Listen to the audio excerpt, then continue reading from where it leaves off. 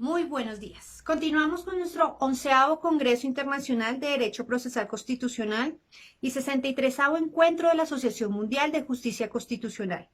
Para quienes acaban de llegar, este es el Congreso de la Asociación Colombiana de Derecho Procesal Constitucional, cuya temática es el derecho procesal constitucional, prueba judicial y estándares probatorios. En ese orden de ideas, damos inicio a la primera sesión del día de hoy.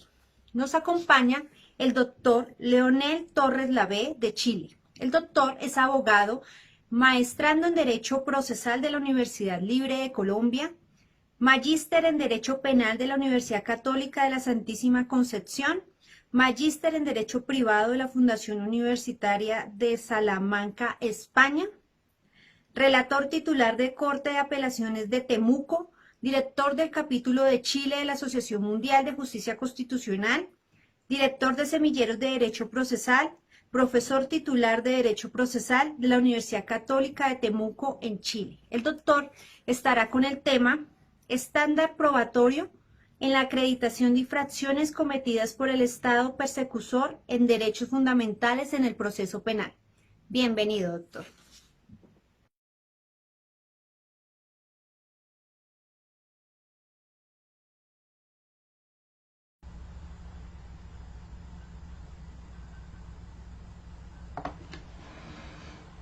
Hola a todos, los saludo muy cordialmente desde Chile, un abrazo fraterno. Lamentablemente, la actual pandemia no nos ha permitido el desarrollo de esta actividad de manera presencial, pero lo más importante es que se llevó a cabo de igual manera, y eso es digno de imitar, de destacar. Se agradece y se felicita públicamente toda la labor desarrollada por la doctora doña Diana Beltrán y también por don Eduardo Velandia, doctor que además es una de nuestras inspiraciones para seguir el estudio del derecho procesal constitucional. Estamos aquí a pesar de la distancia y de las complicaciones, y la discusión jurídica debe continuar. Ese es el mensaje, ese es el ejemplo que debemos dar a las nuevas generaciones, que ante la dificultad el abogado debe salir adelante. Es nuestra labor buscar las soluciones. Si bien en la actualidad la abogacía no sirve quizás para solucionar algún problema de salud particular, sí para mantener la estabilidad jurídica de todos nuestros países. Ya llegará el momento en que habrá que tomar la primera línea y así defender los derechos de las personas frente a todas las situaciones que están ocurriendo y que todavía no tienen la debida tutela judicial.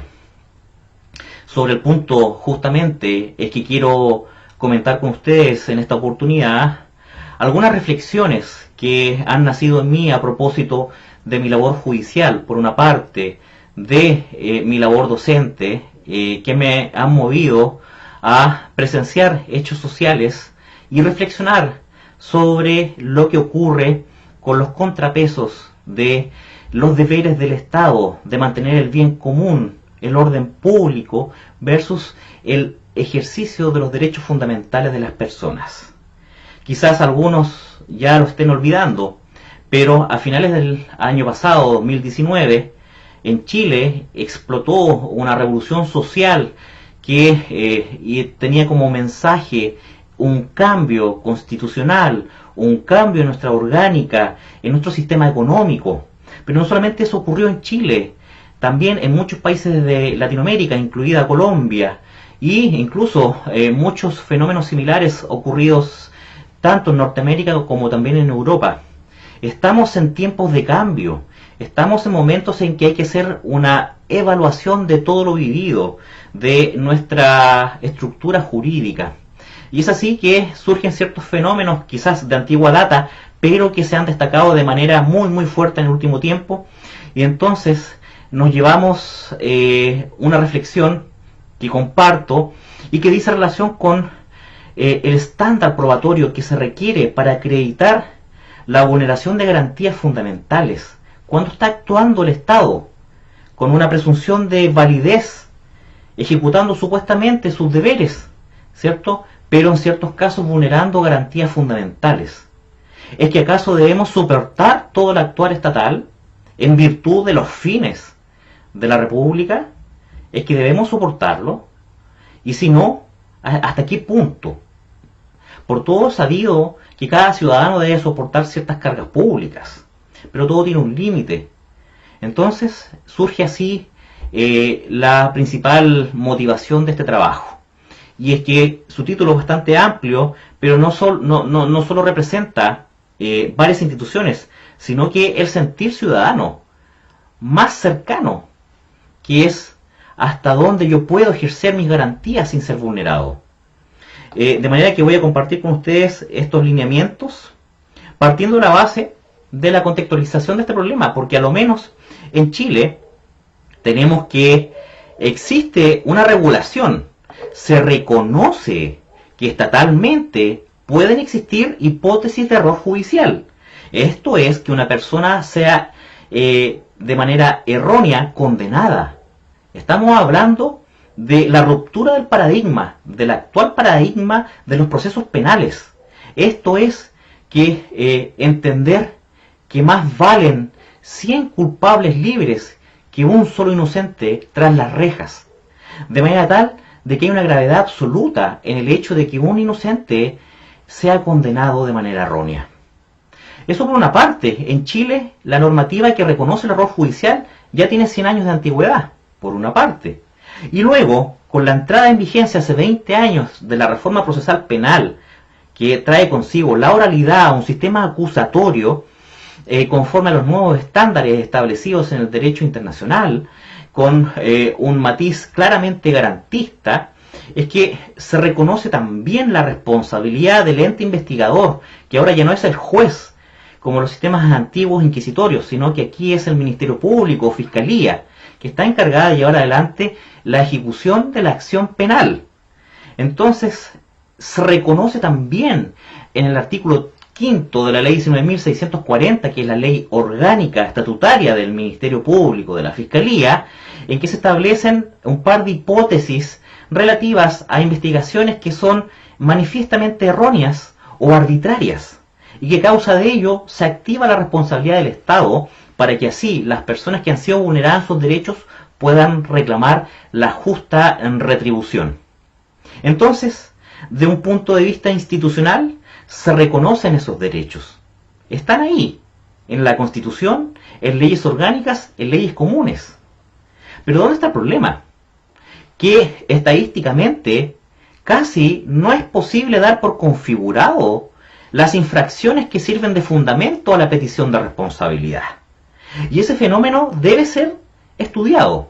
Y nosotros en nuestro trabajo lo analizamos pensando en que no resulta entonces satisfactorio mantener una regulación que aparentemente nos protege, pero que en el fondo no tiene una aplicación práctica. ¿Por qué? Porque lo que se trasluce en definitiva es la no asistencia jurídica en los casos de vulneración de garantías fundamentales. Estadísticamente encontramos que entre los años 2017 y 2018, de un total de 3.092 personas que se mantuvieron en el régimen cautelar de prisión preventiva, 3.092 personas, que luego, posteriormente, por sentencia de fondo, fueron absueltas.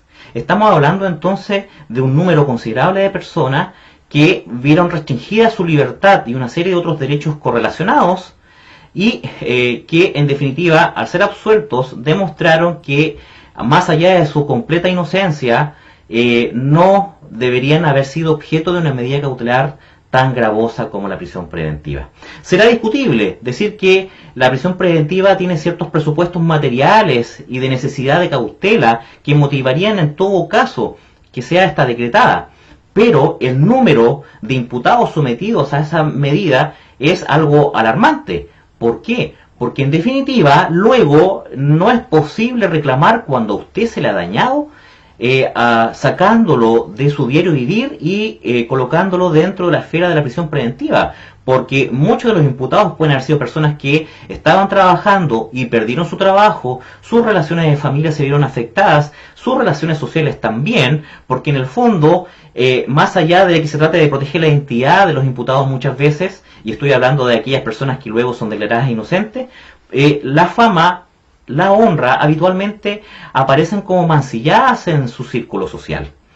Y eso es una de las motivaciones que nos lleva a profundizar un poco esta temática, porque también ocurre lo mismo con los recursos de revisión de sentencias condenatorias, que de cerca de 470 recursos, el 81%, casi el 82% de ellos son rechazados por cuestiones de admisibilidad, de manera que ni siquiera se puede discutir sobre el fondo del asunto. Y en igual sentido, más de 100 demandas en contra del Estado por error judicial, y solo han sido admitidas 9 de ellas, lo que demuestra entonces que el sistema jurídico establecido para reclamar en contra del Estado es ineficaz. Y es justamente que son los números que yo comparto con ustedes, que llaman mucho la atención, como aquel icónico caso de la película En el nombre del padre, donde una persona que inocente fue condenada como el peor de los criminales. Es una historia dramática que yo creo que muchos de las personas que son sometidas a estas cautelares también sufren. No solamente en el caso de que haya una medida cautelar decretada, sino también cuando hay otras restricciones de derechos fundamentales. Entonces, ante esta problemática, creemos que pueden haber dos grandes soluciones. Por una parte, utilizando el derecho vigente, que es lo que nos queda mientras hay una reforma legal. Y desde ese punto de vista, habría que optimizar ciertas valoraciones que se realizan en este tipo de juicios, que dicen relación con el extremo rigor en el ámbito de la admisibilidad de estas acciones de responsabilidad. Y luego con la problemática de que no existe un estándar probatorio establecido ni legal ni constitucionalmente para efectos de entender el momento en el cual se entiende por acreditada una infracción de garantías fundamentales. Es una cuestión que derechamente ha sido entregada a la valoración de cada juez. Y el problema que adelanto desde ya es que como estas acciones tienen una naturaleza civil, es un juez civil que está orientado al derecho privado quien debe revisar entonces la procedencia de estas acciones de responsabilidad. Lo que puede de cierta forma desnaturalizar, ¿cierto?, el criterio que creemos que es necesario para abordar esta temática. Porque estamos hablando de una persona que si ha sido vulnerada en sus garantías fundamentales, la prueba con la que cuenta no es la misma que le podemos exigir a una persona que alega un incumplimiento contractual o una negligencia médica. Se trata de una situación de desmedro de la persona que ha sido víctima por actuar del Estado a través de sus agentes, ¿cierto?, de alguna vulneración como ya mencionadas. Por otro lado, creemos que debemos enfocarnos en una solución legal a futuro, que estaría orientada por el establecimiento de un estándar probatorio que nos permita entonces, por una parte, acceder a la justicia y que aquellos débiles que reclaman el auxilio del Poder Judicial no tengan más cargas en cuanto a la dinámica de la prueba, por una parte, y luego que estas discusiones estén ventiladas en una jurisdicción especial, porque en Chile no tenemos una jurisdicción constitucional que tenga por competencia este tipo de materias. Y de ese punto de vista es que desarrollamos este trabajo. Según les comparto, es que tenemos entonces estas dos orientaciones en nuestra exposición.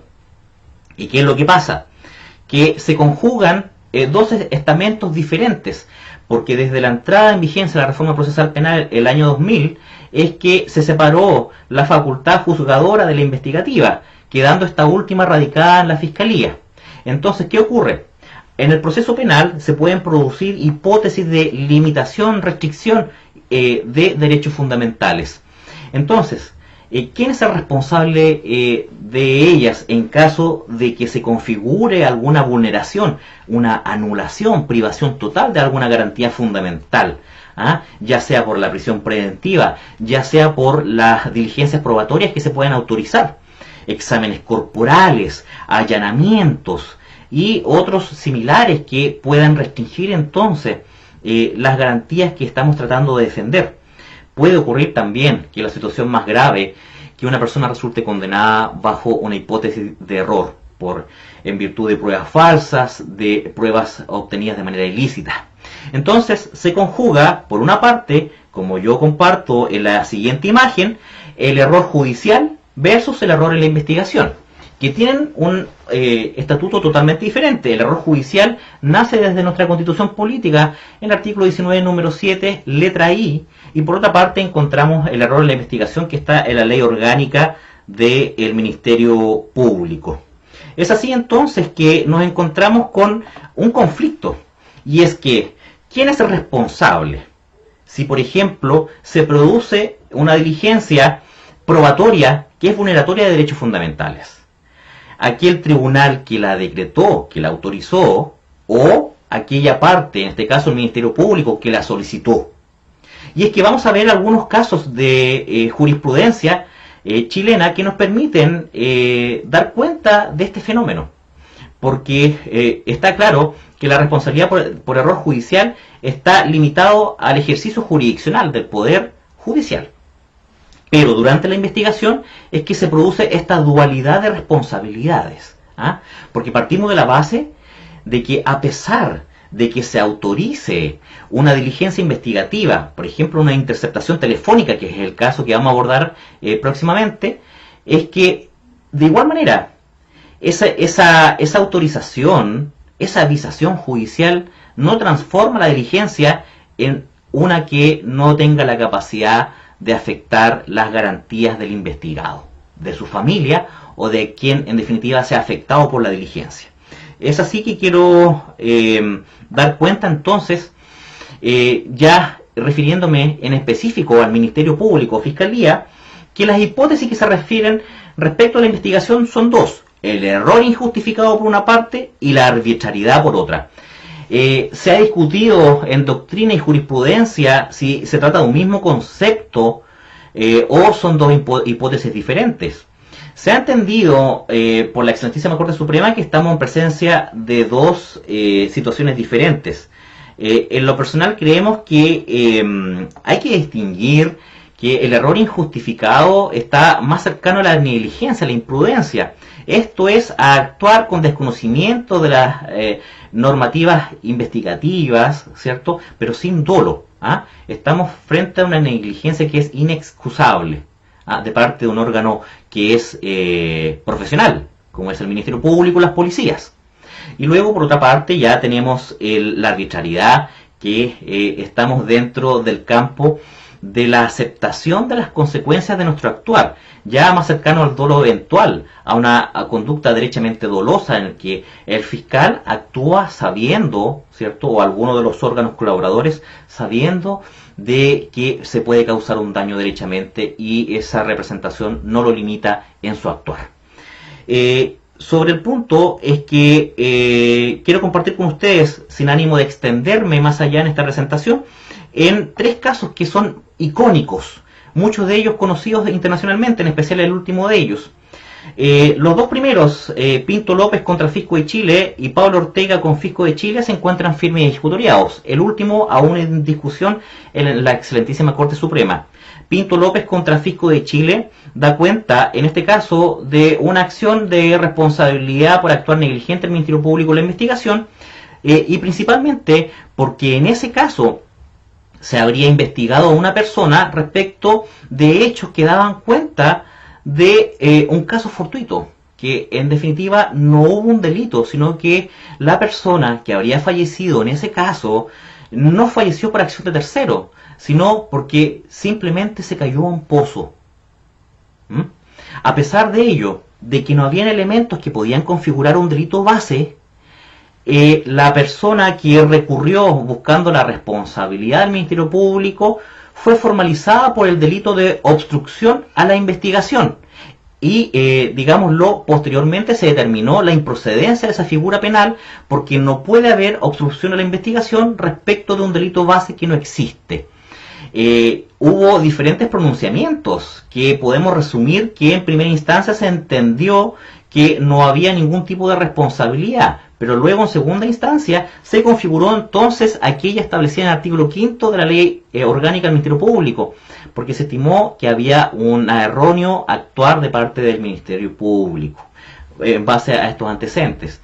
Luego la Excelentísima Corte Suprema, en sede de casación, nos llevó a una conclusión que no es muy alentadora, y es que dijo que si bien hay un error porque se formalizó por un delito que requiere de la existencia de otro base para llevar adelante, porque nadie puede obstruir la investigación respecto de hechos que no son delitos, es que se estimó que era una carga que debía soportar el ciudadano. Y ellos, claro, no nos complica en el sentido de que estamos en presencia de una abierta vulneración respecto de la situación personal del imputado, que por lo demás era abogado, que comenzaba a dar sus primeros pasos en la vía del derecho y ya contaba una imputación penal. Concurrió a sede penal, pero no como abogado, sino como imputado, lo que claramente resulta una afectación a su fama. Luego, en el caso de Pablo Ortega con Fisco de Chile, se trata de una causa que tuvo un pronunciamiento favorable en primera instancia, y esto dice relación con una cuestión muy relevante, que está relacionada con la interceptación telefónica, que en este caso fue objeto de una discusión previa en sede del juzgado de garantía, y se autorizó interceptar el teléfono del demandante en estos autos, que era un abogado que trabajaba en el área de la defensa penal, y se pidió la interceptación telefónica en la misma causa en la que él actuaba como abogado de uno de los imputados, que era una causa de asociación ilícita y terrorismo, y esta autorización se pidió a pesar de que el fiscal respectivo conocía la calidad de defensor de esta persona, la afectada. De manera que ahí se configura entonces una especie diferente de vulneración a garantías fundamentales que va a la privacidad, a la honra de la persona, de su persona y su familia, se afecta al derecho de defensa, su labor profesional, de manera que hay una afectación multifocal.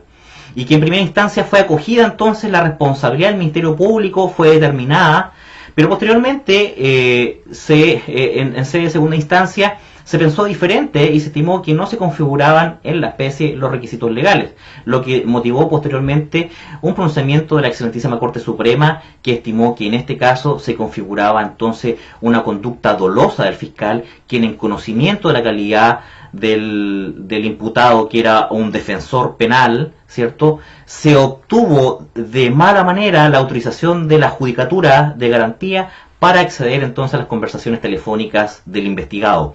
Y entonces aquí estamos abriendo un poco de aguas en cuanto a determinar que más allá de que sea autorizada judicialmente, hay que ver cuáles fueron los fundamentos, los antecedentes entregados por el solicitante, que es el fiscal, que en este caso fue quien se instituyó como responsable de los daños causados.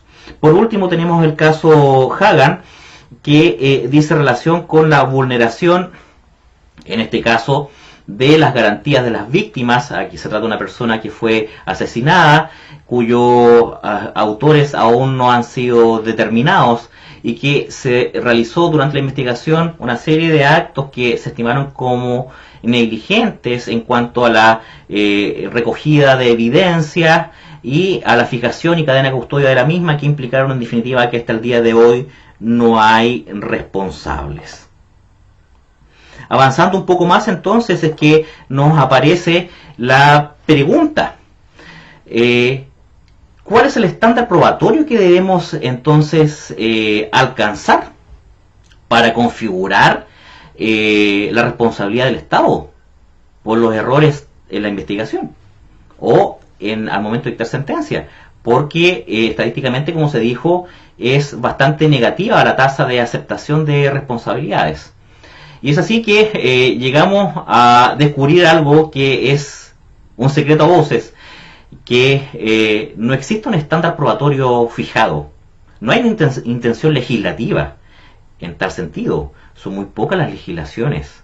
Quizás en los sistemas anglosajones se ha investigado y se ha legislado expresamente por las diferentes decisiones judiciales cuáles son los estándares que deben fijarse al efecto.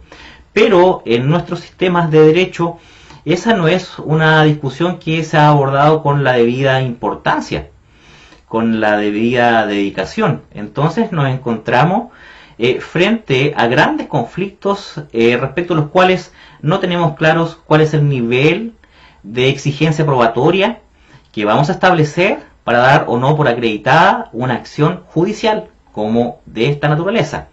Y es que en el sistema penal sí tenemos una respuesta, que es entonces esa convicción que debe alcanzar la judicatura más allá de toda duda razonable, lo que implica un nivel probatorio casi máximo. ¿Ah? Estamos hablando de que la prueba debe ser de tal entidad que si admite dudas, estas no tienen importancia, porque si son razonables ya estamos obligados a la absolución. Luego, en el ámbito civil, es que obviamente los bienes jurídicos discutidos son totalmente diferentes. Los bienes jurídicos que están en juego son renunciables en muchos casos. Entonces, siguiendo una línea investigativa que se ha realizado a lo menos de la jurisprudencia chilena, hemos logrado establecer de que se aplica aquí el sistema de la probabilidad prevaleciente. Esto implica entonces que debe superarse el 0.5% de probabilidad. Entonces, si tenemos dos posturas civiles, vamos a dar por establecido aquellos hechos que tienen un 50 más 1, por decirlo así, matemáticamente, de probabilidades de existir versus la otra postura que también tiene asidero, pero porcentualmente es menor. Y así le damos un poco de lógica a ese razonamiento probatorio en cuanto a que si bien las dos posturas tienen concepciones atendibles, esta prevalece por sobre la de la contraparte porque supera el acervo probatorio en importancia, en sustancialidad, en pertinencia a la de la contraparte. Ahora, ¿qué problemática tenemos? Como estamos en sede civil, ¿qué es lo que ha ocurrido? Un fenómeno totalmente diferente. No se ha aplicado un criterio de probabilidad, sino que un criterio más cercano al penal. Es decir, a las víctimas de infracciones a sus garantías fundamentales. Cuando reclaman en contra del Estado, lo que se pide en definitiva es algo más allá de la simple probabilidad, más del 50 más 1. No, aquí estamos dentro de un marco más cercano al penal. Esto es a lograr en el juez civil una convicción casi más allá de toda duda razonable para dar por configurada una infracción de aquellas relativas al error en la investigación o el error en la dictación de un fallo condenatorio. Ello entonces nos lleva a proponer, como se dijo al comienzo de esta exposición, un estándar especial de manera que la prueba que debamos acompañar al proceso no sea tan exigente como en el ámbito penal, puesto que estamos dentro del margen de la acción civil de responsabilidad. Es por ello que creemos que lo que se había propuesto al inicio es parte de nuestras conclusiones. Un estándar probatorio establecido para tales efectos, esto es, para la configuración o no de vulneración de garantías fundamentales por una parte, y por otro, una jurisdicción especial. Es que el juez que revise estos antecedentes debe ser un juez que tenga la debida formación en el ámbito de los derechos humanos, de derechos fundamentales, que tenga claro el bloque de convencionalidad que resulta aplicable a cada uno de estos casos, para así llegar a una valoración probatoria que esté conforme a la normativa internacional. Esa es nuestra postura. Creemos que no debemos detenernos, porque a pesar de que cada uno debe soportar cierta carga, ser objeto de investigación disciplinaria, penal, ¿cierto?, civil, esta debe mantenerse dentro de ciertos rangos que no afecten nuestras garantías. Porque como en los casos que se expusieron brevemente, sí hay un alto grado de afectación de garantías fundamentales.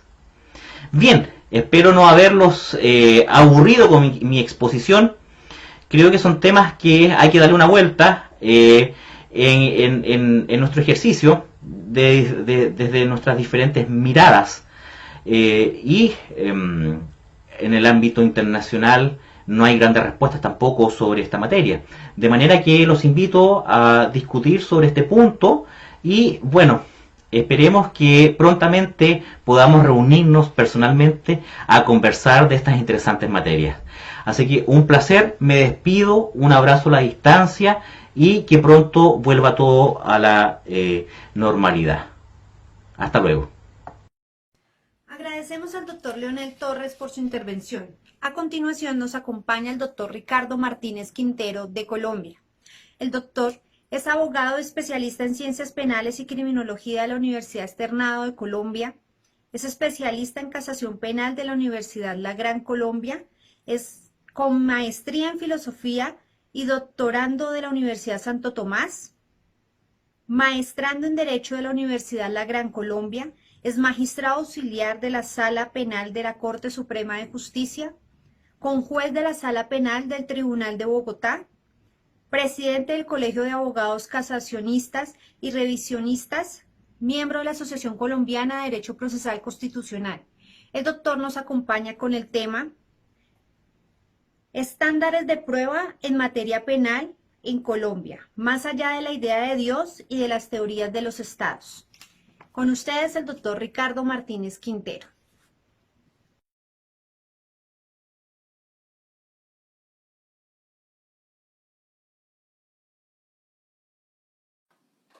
Buen día a todos y todas. Un saludo especial al doctor Eduardo Andrés Velandia Canosa, al doctor René Moreno Alfonso y a la doctora Diana Beltrán, por cuyo concurso y a pesar de esta experiencia que vincula a la raza humana en una acción que haga una concordia plausible para la solución de lo que acontece, este Congreso Internacional tiene como uno de los ejes sobre los que se mueve la temática el relacionado con los estándares probatorios. Y fue por lo anterior que decidimos escoger como título para nuestro estudio el de los estándares de prueba en el sistema colombiano, más allá de la idea de Dios y de las teorías de los estados. Pero como siempre lo he advertido en estos congresos, lo que pudo haberse dejado escrito al vencimiento de los términos propuestos por la asociación para hacer llegar nuestro documento, hace que la tarea siga robusteciéndose con la investigación y sobre todo ahora cuando este escogido tema ha sido motivo de innumerables opiniones y acertos que merecen una revisión para determinar cuán cierto o no es lo que aquellos como voceros de las ideas apuntan.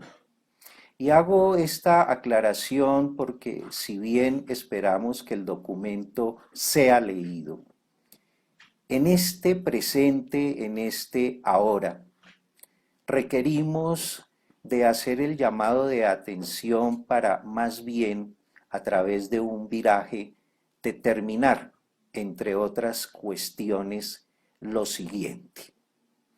En primer lugar, no es cierto que en Colombia no haya estándares probatorios en materia penal.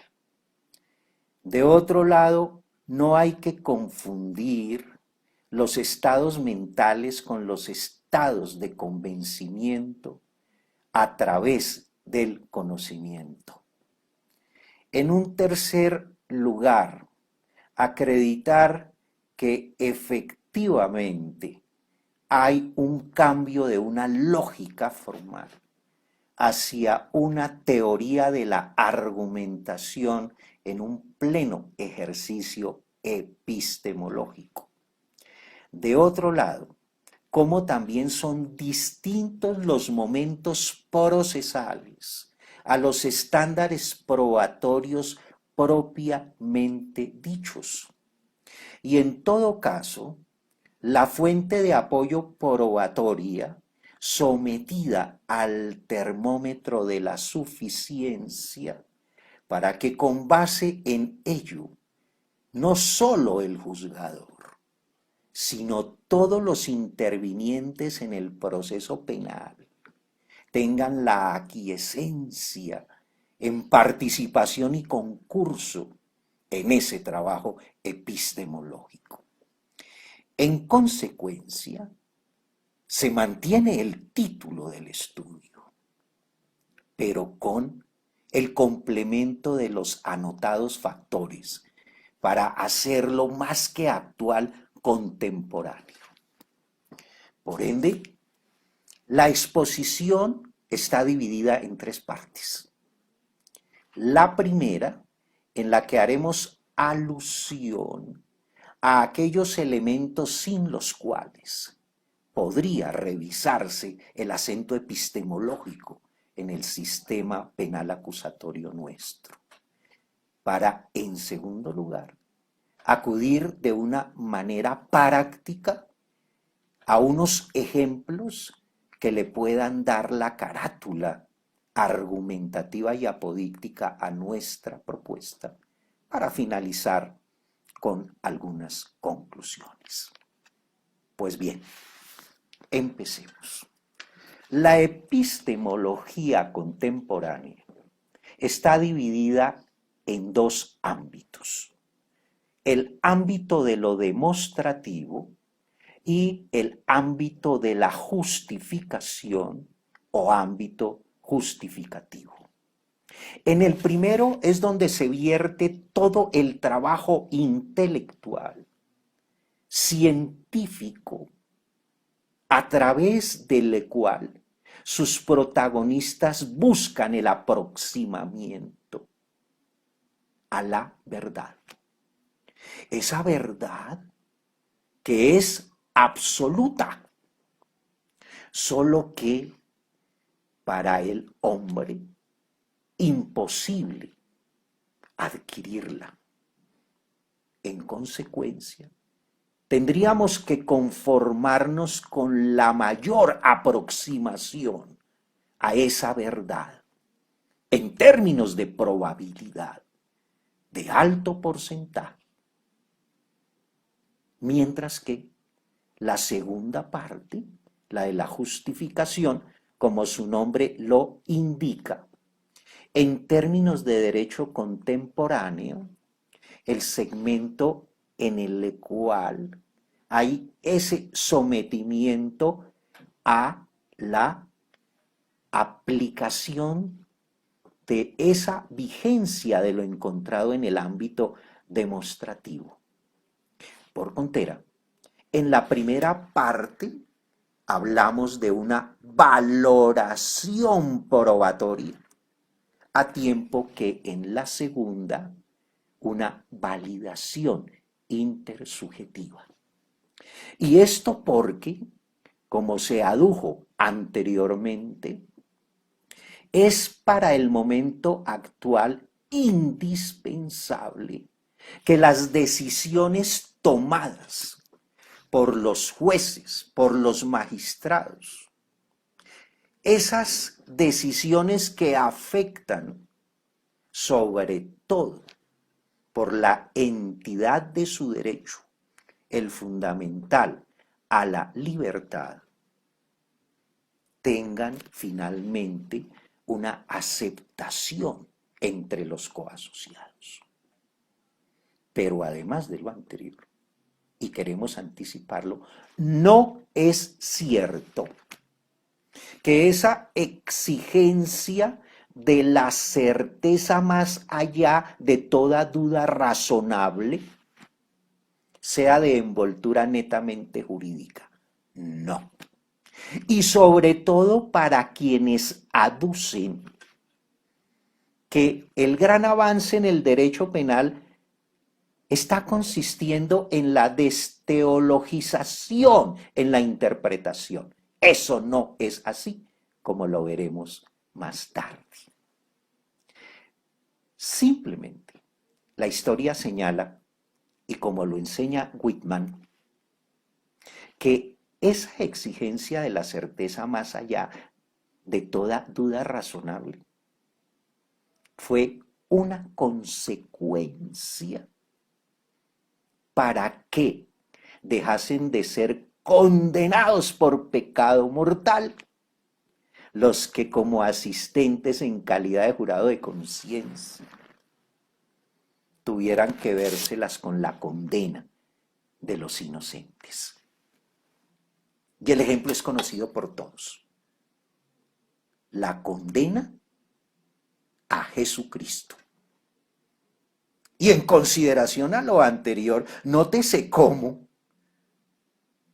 No hay una tal desteologización, sino contrario sensu, y ya lo recalcaremos, es uno de los elementos que sigue vigente para el cuadro del convencimiento de todos los que intervienen al interior del desarrollo del sistema penal acusatorio propuesto en Colombia desde la Ley 906 de 2004.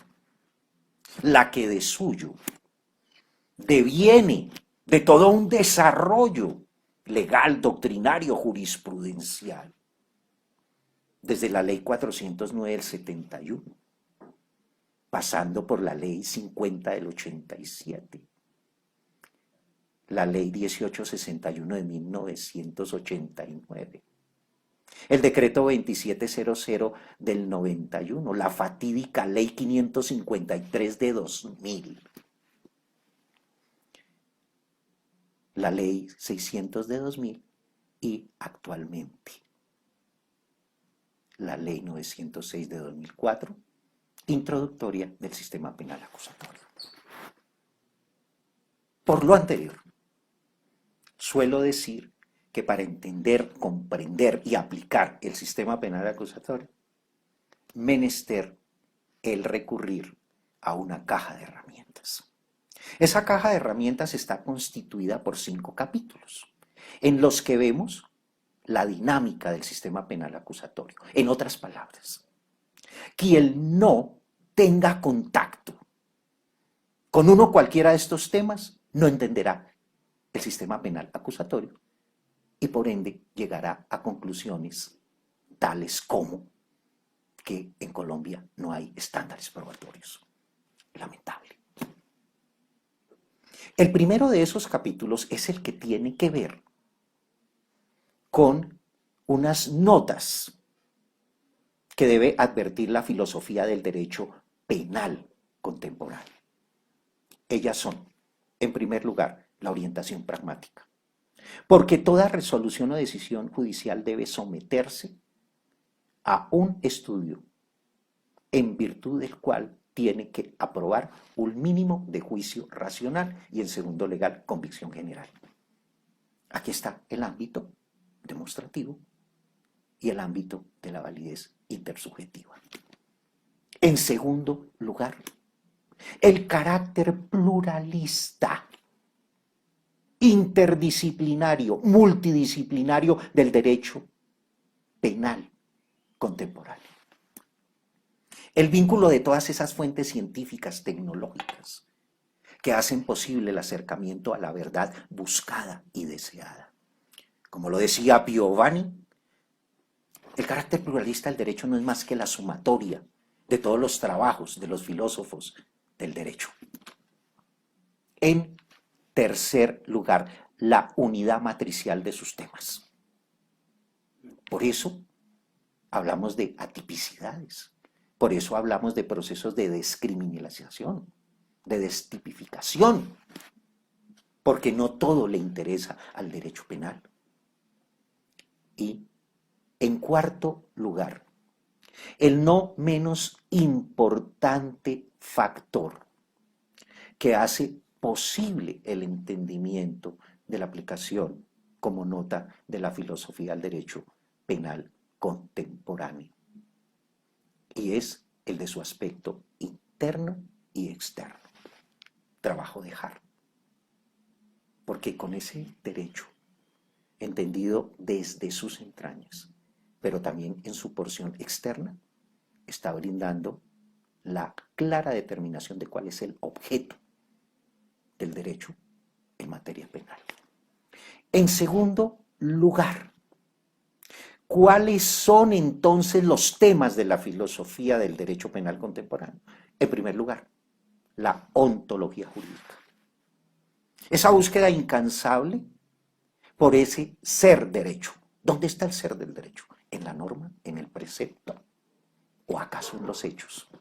Interesante jurisprudencia últimamente de parte de la Corte Suprema de Justicia, Sala de Casación Penal, los hechos jurídicamente relevantes. En segundo lugar,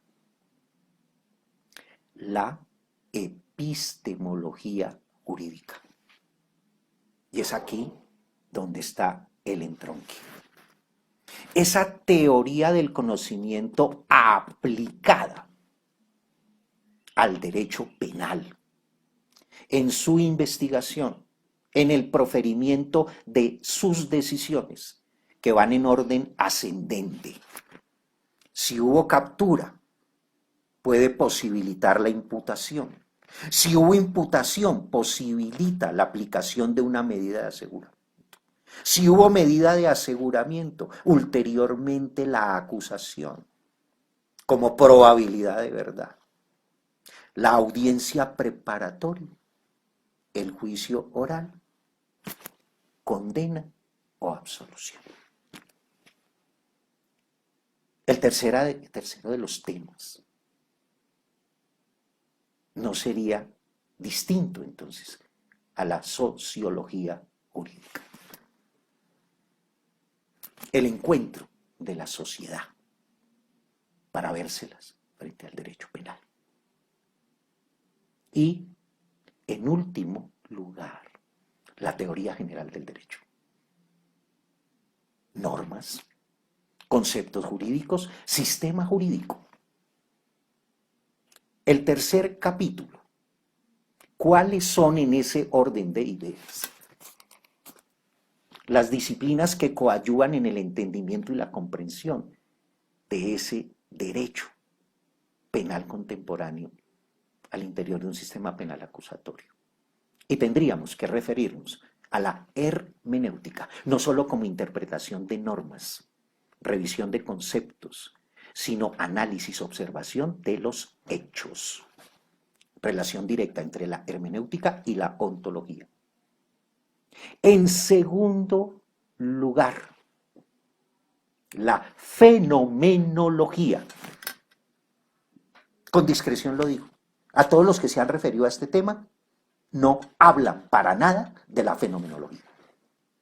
Es que, a fin de cuentas, dice Heidegger, fue Husserl el que me puso los ojos. Como a mí en este tema me lo pusieron mis profesores de filosofía.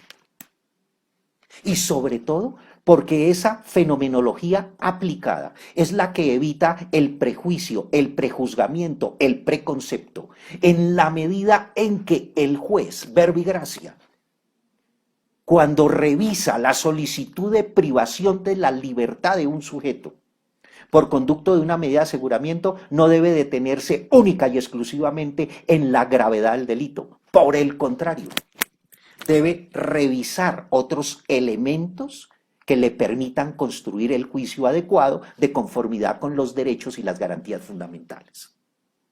Piénsese, más allá de la personalidad del sujeto, en la biografía del sujeto. Y es que la misma ley le indica al juez de control de garantías que solamente podrá imponer la medida de aseguramiento privativa de la libertad cuando no resulte procedente la aplicación de las que no son afectatorias a esa libertad. Y aquí es donde está el quid del asunto, porque señalamos como ejemplo que el juez de control de garantías debe superar los conceptos materialmente jurídicos de la necesidad, la razonabilidad, la urgencia, la adecuación que de suyo están escritas, sino que tendría más bien que escuchar al fiscal a ver si éste ha podido demostrar cómo la medida se torna imprescindible. Ejercicio de neta fenomenología y ontología. En tercer lugar, tendríamos que acudir a la filosofía analítica, es decir, al estudio del lenguaje jurídico, como lo propone el profesor Alexi. El lenguaje jurídico como un discurso especial, la metateoría, una teoría por encima de la teoría tradicional. Y, en cuarto lugar, la crítica. Pero una crítica sapiente, casi que de erudición. La valoración de las pruebas es un ejercicio crítico, no especulativo. Y sobre todo, porque nos movemos en términos de cultura en un ambiente antropocéntrico. ¿Cuáles son los elementos de la cultura? El mito, la religión, el lenguaje, la ciencia y el arte. Ahí se mueve el derecho. Y de por sí se ha movido siempre.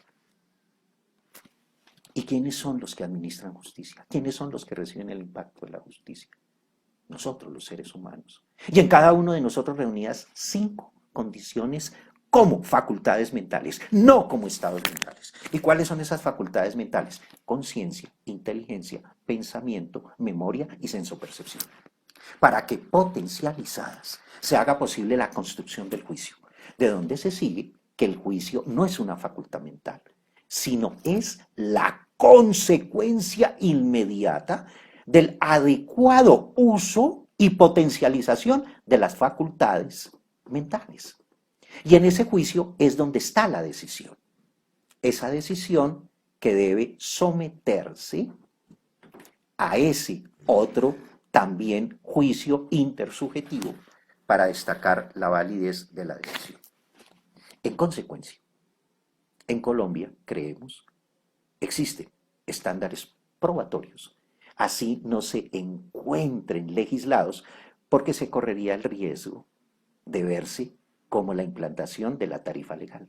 Y en la tarifa legal llevaba de por sí ya un valor esa prueba. En cambio, en el sistema penal acusatorio nuestro, es susceptible que en conjunto se revisen para construir el juicio adecuado.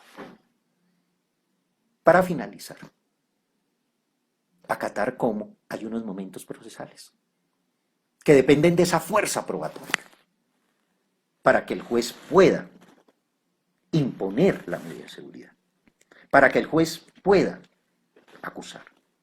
Y en el caso de la audiencia preparatoria, mírese cómo hay un ejemplo muy sencillo. Es que no basta la petición de las pruebas, sino que esas pruebas, para que no sean declaradas en una cualquiera de las maniobras que le quitaría el efecto, como verbigracia, inadmisibles, excluidas, tiene que irse aún más allá. Es decir, que esas pruebas sean indispensables. Y la ley en ningún lugar habla de esto. Es ya tarea del juez, labor netamente epistemológica. Porque es allí donde creemos está el error de los intérpretes. No porque deje de estar legislado algo es porque no exista. Porque también, como suelo decirlo, es que hay que creer más en lo que no se ve que en lo que se ve. Porque en lo que vemos puede haber hipocresía en un abrazo de por sí hoy prohibido. Pero la verdad es en lo que no se ve. Y de ahí que seamos falibles y solo nos quede la alternativa de la probabilidad por medio de la suficiencia probatoria. Conclusiones. En primer lugar, sí, se ha pasado de una lógica formal a una teoría de la argumentación como un discurso especial en lo jurídico. Que los jueces no deben soportarse únicamente en la autonomía y la independencia, sino en la libertad. Y que para el caso de las conocidas empatías gestuales, no se crea que es solo el juez o el fiscal el que mira al procesado, al imputado. No, ellos también miran a quien administra justicia. Y ahí es donde recae lo importante también del concepto epistemológico. Es una acción de ida y vuelta. Así pues, que, como se dijera, en la época de mayor recordación para el hallazgo de la justicia, Justicia Víctor, con el estandarte de la filosofía. Mil gracias. Agradecemos al doctor Ricardo Martínez por su intervención. A continuación nos acompaña el doctor Antonio Celsa Baena Minotto, desde Brasil. El doctor Tiene doctorado en Derecho Público y Derechos Fundamentales por la Institución Educativa de Toledo, magíster en Derecho Político y Económico en la Universidad Presbiteriana Mackenzie de Sao Paulo, coordinador de cursos de posgrado en Derecho de la Universidad Cruzeiro do Sul en un sistema de educación a distancia, profesor titular de Derecho Público en la Universidad Municipal de São Caetano do Sul, profesor invitado en Bélgica, Colombia y México, abogado, autor de trabajos legales. El doctor nos acompañará con el tema Estándares probatorios, indicios y presunciones ad hominem, el caso del nuevo Código Procesal Civil brasilero. Con ustedes el doctor Antonio Baena Minuto.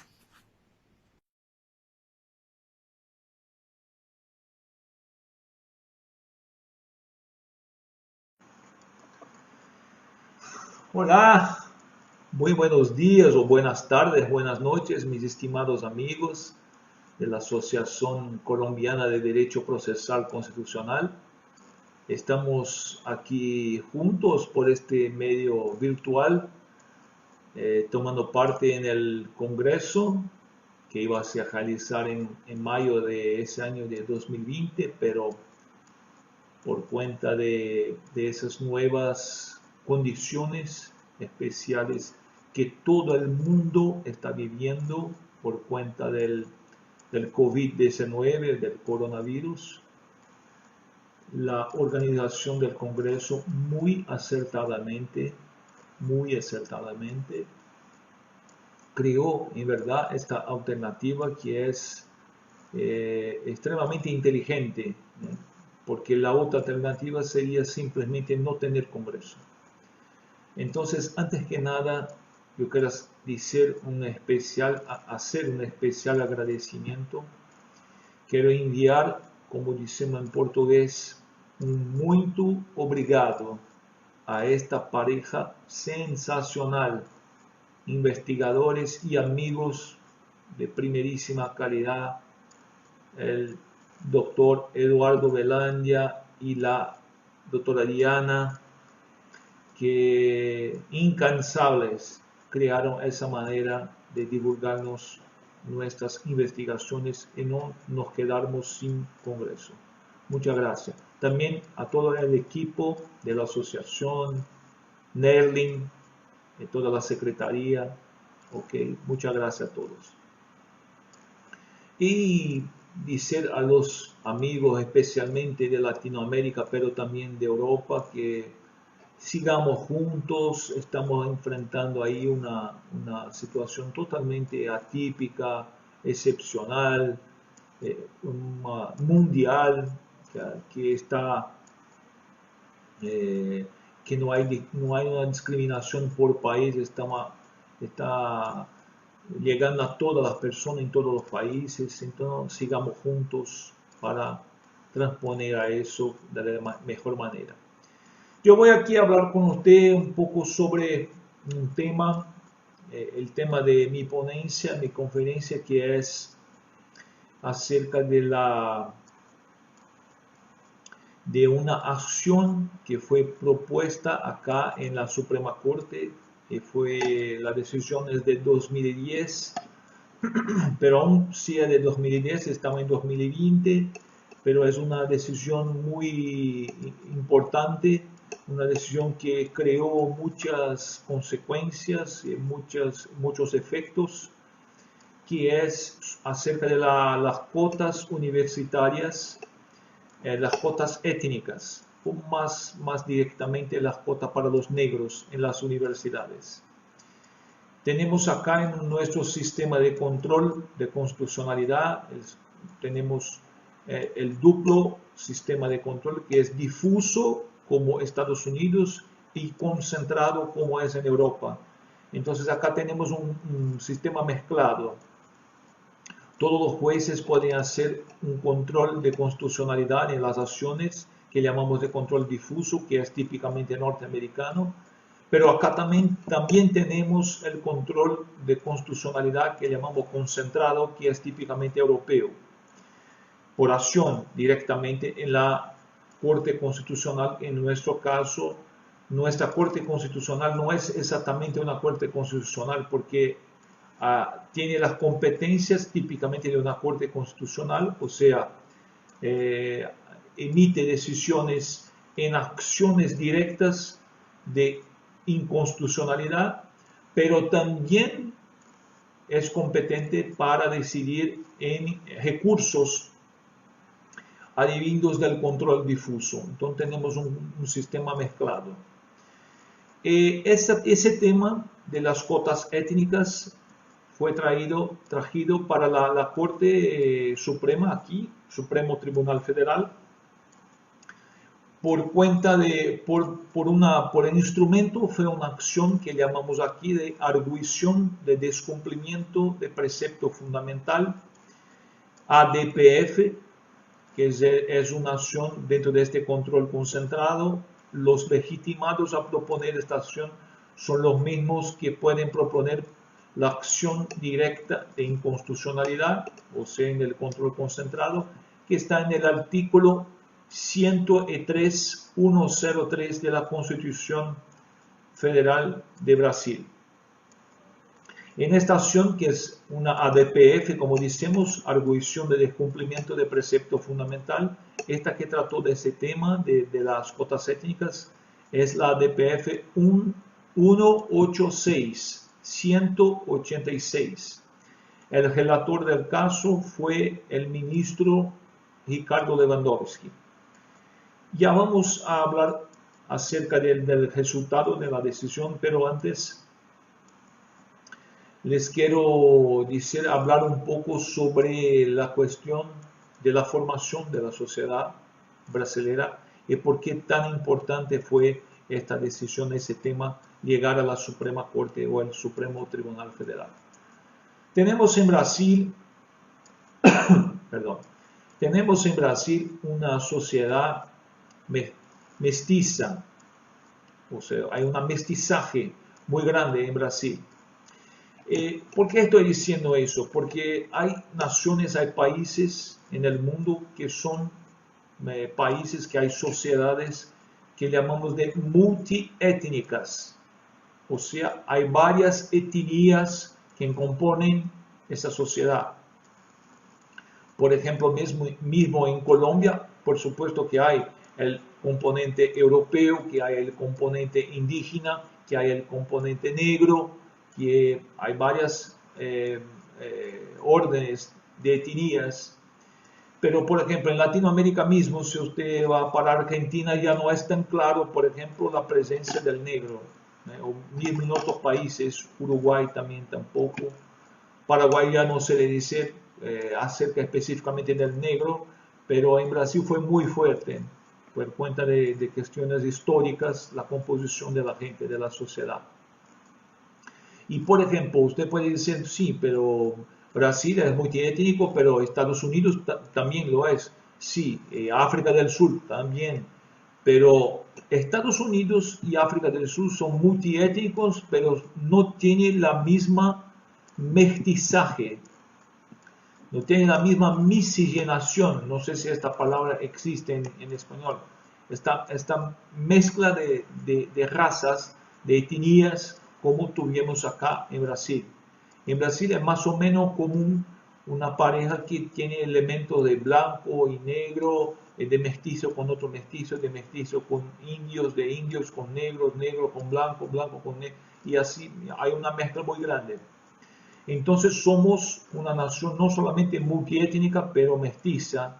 Hay mucha mezcla, hay mucha miscigenación, como ha dicho. Eso es una característica importante porque, por ejemplo, en Estados Unidos, que tenemos aún una nación multiétnica, hay mucha separación entre los grupos. Es algo muy marcado incluso culturalmente. Los norteamericanos son así, de mucha separación.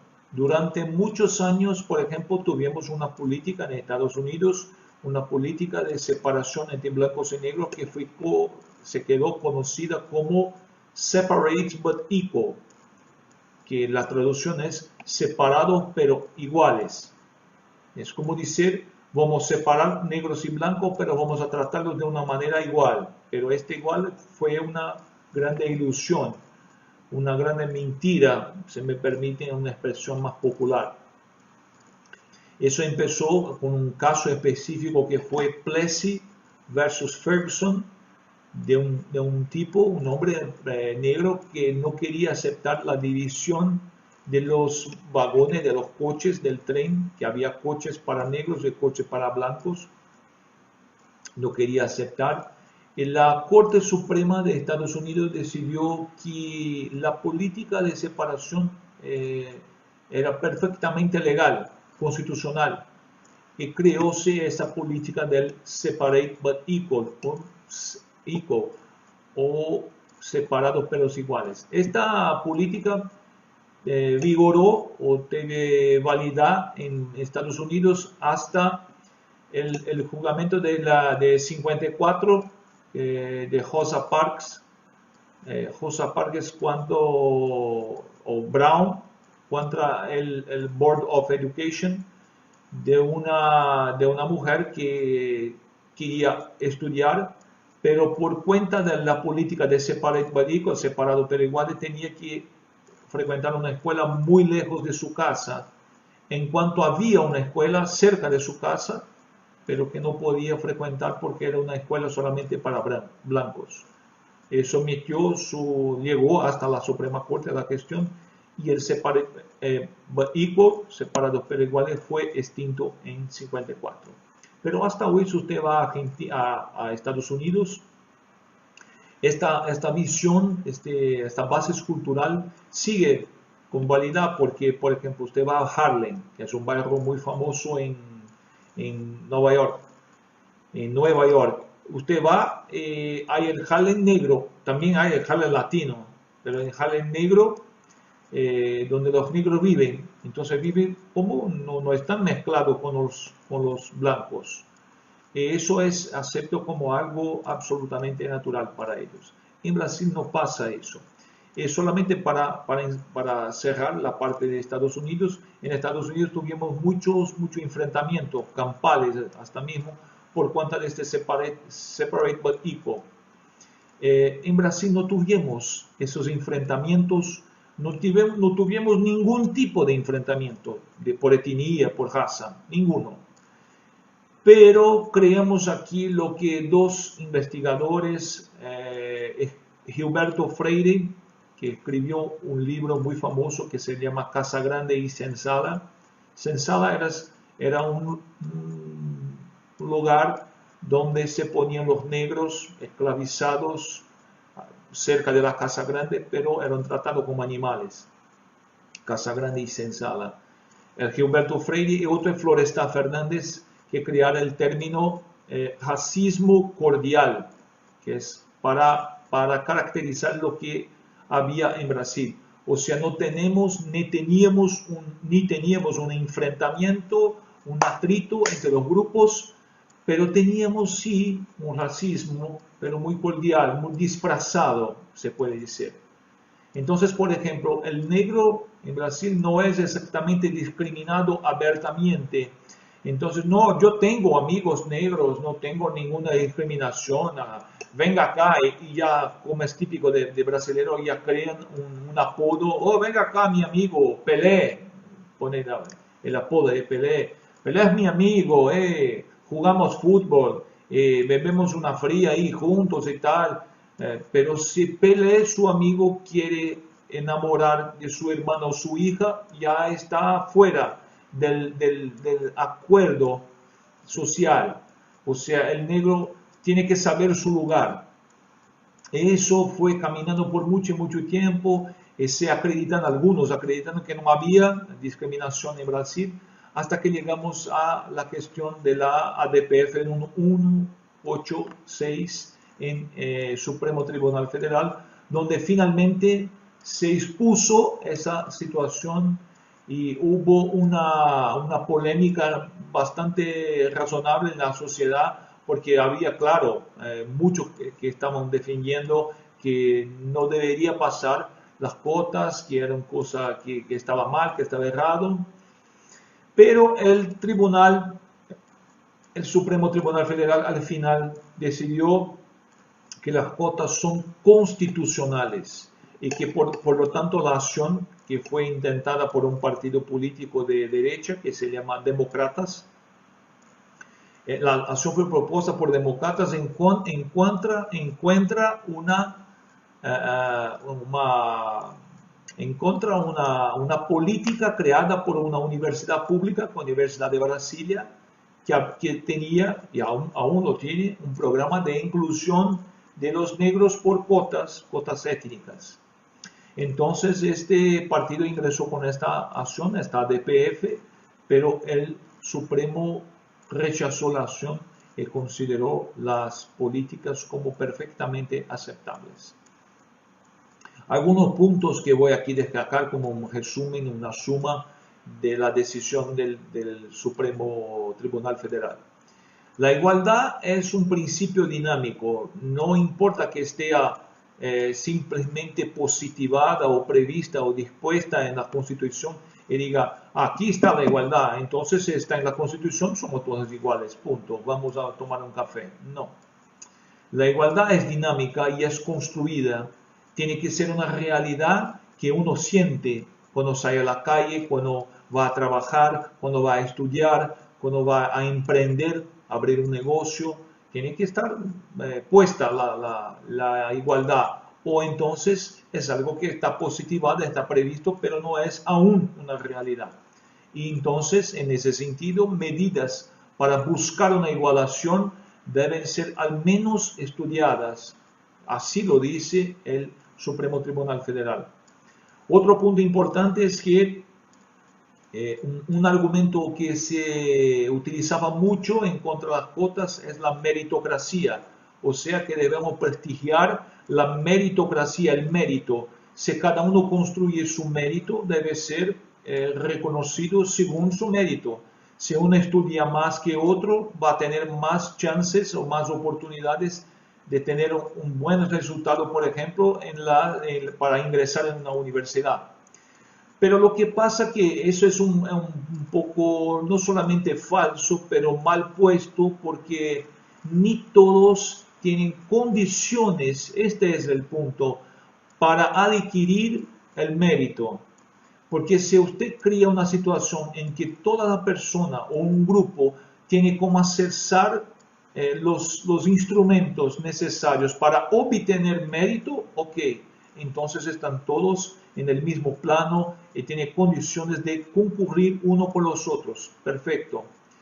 Pero, por ejemplo, si usted toma como ejemplo un niño que vive, un adolescente que vive en una comunidad muy pobre, que tiene un padre, una madre muy pobre, que no tiene condiciones de pagar una escuela mejor, de comprar libros, o hasta mismo una alimentación adecuada, este chico va a llegar al momento de vestibular para concurrir con un otro, por ejemplo, que es de clase media o clase alta, que estudió en una escuela, por ejemplo, bilingüe de 2 lenguas, que habla español en inglés el tiempo todo, que tiene acceso ilimitado a libros y todo tipo de recursos en internet, que sus padres pueden le dar todo tipo de soporte, una buena casa, comida, ropa. Entonces van a llegar esos dos adolescentes, van a llegar al vestibular en condiciones totalmente diferentes para disputar una vaga, una oportunidad en la universidad. No parece que es razonable ver en esa situación una situación de igualdad y por lo tanto que debe se aplicar la meritocracia y punto. No es así. Esto prevaleció en esa decisión del tribunal.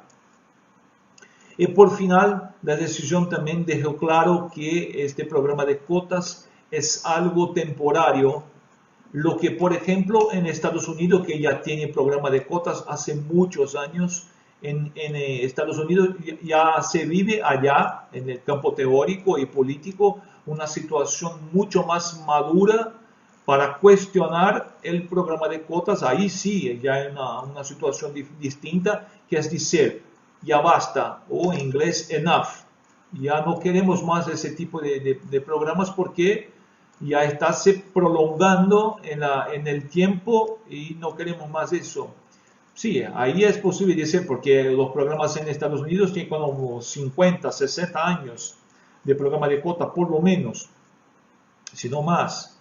Y entonces acá en Brasil la situación no es esa. Nuestros programas de cuotas ahora puede ser que tiene ahí como 15 años, algunos tal vez 20 años.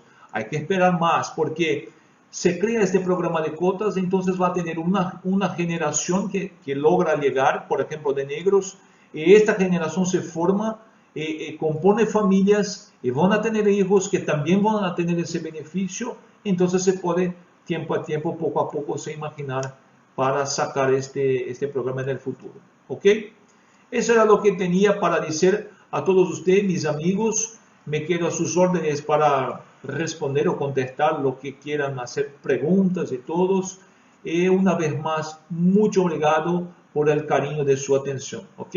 Gracias. Hasta una próxima, mis amigos. Chao.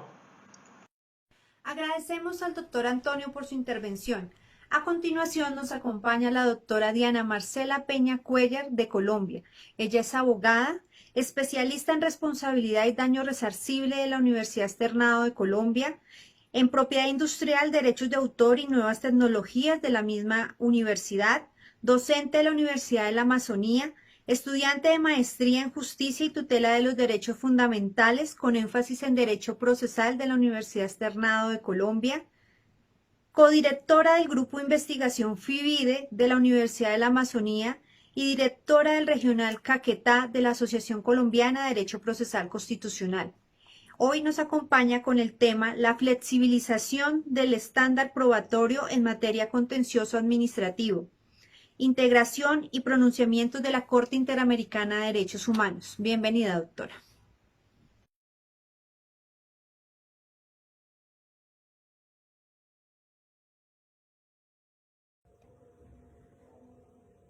Buenas tardes para todos y todas. En primera medida, agradecerle a la Asociación Colombiana de Derecho Procesal Constitucional por permitirnos a través de estos espacios lograr visibilizar y difundir las diferentes investigaciones que hemos venido realizando en torno al derecho procesal constitucional, más en concreto frente a los estándares probatorios, a todas sus directivas, el doctor René Moreno, el doctor Eduardo Andrés Velandia Canosa, la doctora Diana Beltrán y a los demás miembros de la asociación mi más sincera y profundo agradecimiento. Bien, durante los próximos 20 minutos compartiré con ustedes la investigación realizada por el Grupo de Investigación FIBIDE en coautoría con mi colega Astrid Daniela Vidal Lazo. Esta intervención se titula La flexibilización del estándar probatorio en materia contencioso-administrativa, la integración de los pronunciamientos de la Corte Interamericana. Así las cosas, el trabajo de investigación se desarrolló en torno a dar una respuesta científico-jurídica al siguiente problema de investigación: cómo la jurisprudencia de la Corte Interamericana ha permeado el estándar probatorio en materia contencioso-administrativa en los casos de violación de derechos humanos. Para dar respuesta a ese interrogante, nos valimos entonces de dos acápites en particular. El primero de ellos, el estándar probatorio en torno a una teoría general y un contexto general. Luego, la flexibilización del estándar partiendo de dos bases.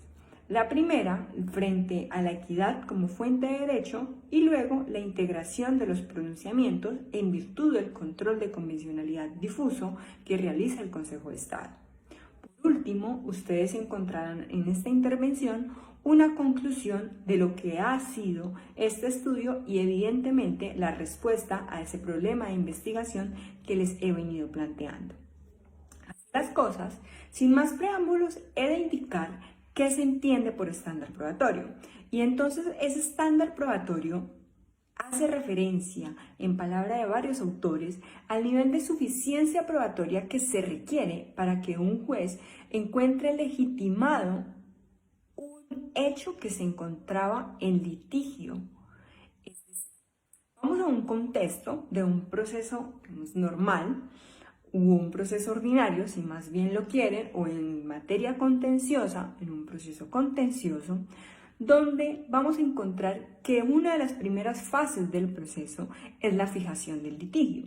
En la fijación del litigio, evidentemente, recurrimos a aquellos hechos que se encuentran en controversia y que las partes, o en virtud de lo cual las partes no han estado de acuerdo y que por ende necesitan ser probados.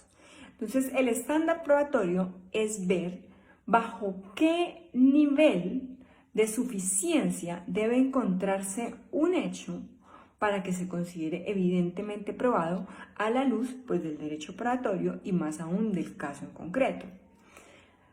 Atendiendo a esta definición, he de indicar que entonces ese nivel de estándar probatorio puede variar en virtud de ¿qué?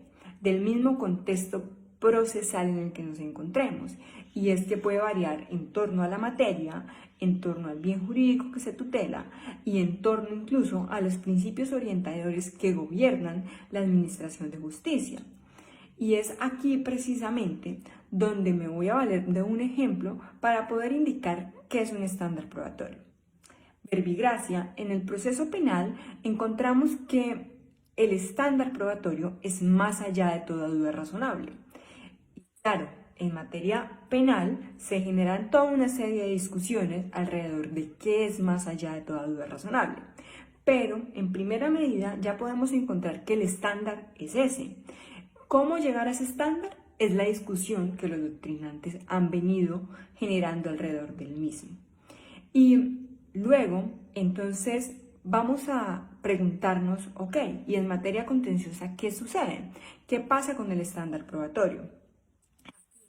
He de indicar que varios autores entonces han venido indicando o han venido mencionando más bien que el estándar probatorio no se puede valer simplemente de silogismos, sino que también debe obedecer a unas reglas de la experiencia. Y esas reglas de la experiencia van a estar adoptadas primordialmente por unas pruebas indirectas que llevan a una inferencia lógica del juez, porque en virtud de unas pruebas directas se han llegado a reconstruir. Entonces, ¿cómo se ha venido aplicando esa flexibilización del estándar probatorio en materia contenciosa? Entonces, dando cabida a ese primer escenario que habíamos planteado, era precisamente la equidad como fuente de derecho. Y entonces tenemos que la Corte Constitucional, en sentencia 1547 del 2000, estableció que la equidad funge como en virtud de dos elementos. El primer elemento es para evaluar la razonabilidad de las categorías generales de hechos formuladas por el legislador.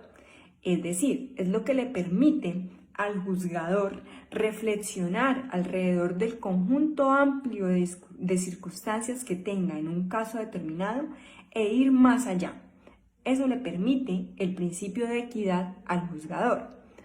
Ahora, en esta misma sentencia, la Corte Constitucional indica y menciona dentro de su ratio decidendi que también sirve como un elemento de ponderación que hace posible que el operador jurídico atribuya y distribuya las cargas impuestas por la norma general. ¿En virtud de qué? Él va a distribuir esas cargas en virtud de la realidad social. Y es en este sentido donde el operador, al decidir, tiene en cuenta no solo las prescripciones legales, sino también los efectos concretos que va a tener su decisión en el caso en particular que se encuentra resolviendo. Ahora, teniendo cómo se ha planteado ese principio de equidad dentro de la jurisprudencia colombiana, vamos a dar paso a cómo se ha integrado. Y la integración se da en primera medida porque Colombia aceptó la competencia de la Corte Interamericana para declararla internacionalmente responsable. Y es por ello que en virtud de los diferentes controles de convencionalidad, entonces las autoridades, tanto administrativas como judiciales, deben acatar los pronunciamientos de la Corte Interamericana y más aún, evidentemente, la Convención Americana.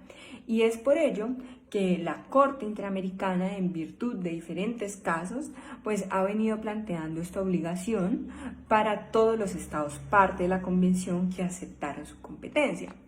Y entonces vamos con digamos, en un primer momento, a establecer la Corte Interamericana cómo ha planteado los estándares probatorios a nivel internacional. Para este caso en particular, tenemos o estudiamos la sentencia Caso Mapiripán versus Colombia, en la cual la Corte Interamericana determinó que los tribunales internacionales gozan de una amplia potestad para apreciar y valorar las pruebas de acuerdo con, oigan bien, la sana crítica, la lógica y la experiencia. Es decir, la Corte Interamericana ya nos establece un poco de flexibilización probatoria al establecer que el juez internacional debe acatar la sana crítica, la lógica y la experiencia como unos principios rectores de la valoración probatoria. Luego, la Corte Interamericana en el caso Espinosa González versus Perú estableció un estándar y se valió ¿de qué? De un contexto. Entonces, en virtud del contexto, consideró la Corte la caracterización de hechos como parte de un patrón sistemático de violencias a derechos humanos. Lo mismo sucedió en el caso Pueblo Bello versus Colombia, donde la Corte Interamericana consideró probados los hechos en virtud del contexto histórico. ¿En virtud de qué contexto histórico? En virtud de ese contexto de conflicto armado colombiano que se desencadenó durante las últimas décadas y donde, en virtud de este contexto y de esta realidad social, la Corte Interamericana consideró que se debe plantear una flexibilización porque estamos en presencia de una vulneración de derechos humanos y más aún unas circunstancias que son conocidas por el entorno e incluso por el mismo Estado. Y entonces, ¿qué pasa frente a esos pronunciamientos ante el Consejo de Estado? Entonces, el Consejo de Estado en diferentes sentencias nos ha establecido que vamos a hablar de la probabilidad prevaleciente, que es aquel análisis que permite escoger la hipótesis que reciba el mayor apoyo, relativamente el mayor apoyo, de parte del conjunto de los medios de prueba disponibles en el proceso. Y entonces es aquí como el juez contencioso ha realizado un control convencional de manera difusa y donde ha establecido, mire, esa probabilidad prevaleciente, entonces vamos a tenerla en cuenta porque evidentemente el hecho que se va a considerar probado no va a ser aquel que matemáticamente me lo arroje, sino aquel que encuentre un mayor respaldo probatorio. Y entonces plantea el Consejo de Estado, en virtud de esa integración que hace por el control de convencionalidad, pues que evidentemente también trae su arraigo por el bloque de constitucionalidad, nos ha planteado un estándar probatorio de un contexto histórico-político. Y entonces, ¿dónde ha encontrado este auge? En los medios de control de reparación directa. Entonces aquí voy a hacer un pequeño paréntesis y este paréntesis va a arrojarnos que los elementos de la responsabilidad del Estado son dos: la imputación y el daño antijurídico. Y entonces el daño antijurídico, la víctima debe, digamos, llevarlo a la certeza para considerarlo que sea un daño indemnizable. Esa es una de las características del daño que desde jurisprudencia antaña el Consejo de Estado nos ha venido estableciendo como un criterio dentro de su ratio decidendi necesario para poder que un daño antijurídico se considere que tenga la potencialidad de ser reparado. Ahora, luego nos plantea la imputación y entonces esta imputación puede ser fáctica y jurídica. Y entonces, ¿cuándo estamos hablando de una imputación fáctica? Cuando estamos en presencia, por ejemplo, de una posición de garante o donde aquí tenemos que atribuir necesariamente ese nexo de causalidad en que la actuación del Estado pues tiene una estrecha relación con o fue la que produjo el daño para que pueda ser indemnizado. Y luego tenemos una imputación jurídica, que son los títulos de imputación como falla en servicio, riesgo excepcional, daño especial y una suerte en algunas sentencias de confianza legítima. Entonces, cuando existe la declaración de confianza legítima. Entonces, es aquí donde, por ejemplo, el daño, también el Consejo de Estado nos ha establecido cuál es la tipología de daños. Entonces, vamos a partir de digamos, 3 tipologías, unos daños materiales, otros inmateriales y uno que la jurisprudencia y la doctrina no ha encontrado dónde encuadrarlo, pero que a mi sentir es una especie de otros daños, que sería la pérdida de la oportunidad, porque la pérdida de oportunidad es un daño autónomo que reconoce hoy por hoy el Estado colombiano y pues en su jurisprudencia el Consejo de Estado ha sido más que claro al respecto. Y entonces tenemos que dentro de los daños materiales y dentro de los daños inmateriales, entonces los daños materiales están el lucro cesante y el daño emergente. Y también tenemos dentro de los inmateriales el daño moral, el daño a la vida de relación y el daño a los bienes constitucional y convencionalmente protegidos. Para los conocedores de la materia, podrá indicar en primera medida que el control de convencionalidad difuso, el Consejo de Estado ya lo hizo al establecer como un daño reparable el tema de los bienes constitucional y convencionalmente protegidos. Tanto es así que el mismo Consejo de Estado ha adoptado las medidas de reparación simbólica y de no repetición que plantea la Corte Interamericana. Pero nuestra discusión no va en torno, en estricto sentido, a estas circunstancias, sino más bien va en torno a cuándo considera aprobado un hecho para poder llevar consigo a una decisión por parte del juez contencioso. Así como en estos casos de vulneración masiva de derechos humanos, ejemplo, ejecuciones extrajudiciales, donde el Consejo de Estado ha indicado que la víctima encuentra una relación de asimetría frente al Estado y por ende ponerle a la víctima una carga, digamos, desproporcionada sería básicamente una prueba diabólica y por ende ha considerado que lo que debe arrojarse en virtud de ese análisis o esa valoración probatoria es que el juez contencioso administrativo, ¿qué debe hacer? Debe privilegiar esos criterios flexibles de los medios de pruebas indirectos, o sea, nos lo plantea privilegiar los medios de pruebas indirectos a fin de alcanzar una verdad histórica de los hechos y lograr la satisfacción de derechos fundamentales de las víctimas. Y entonces es así como, en virtud de privilegiar esos medios de pruebas indirectos, es como el juez logra construir indicios en virtud de un contexto histórico. Entonces, ya vamos dando cabida precisamente a una de las respuestas o a las respuestas de lo que sería el problema de investigación.